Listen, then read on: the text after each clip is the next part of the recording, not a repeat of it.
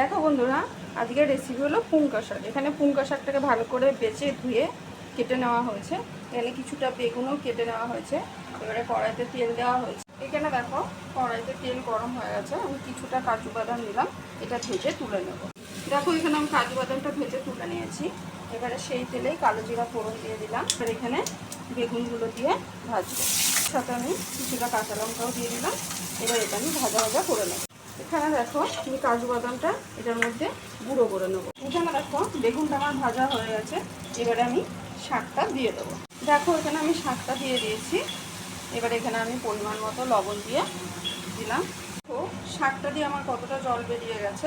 এবার এখানে আমি পরিমাণ মতো হলুদ দিয়ে দিলাম। এভাবে ভাজা ভাজা করে নিতে হবে যতক্ষণ না জলটা টেনে নিচ্ছে। দেখো বন্ধুরা, এখানে আমার শাকটা ভাজা ভাজা হয়ে গেছে।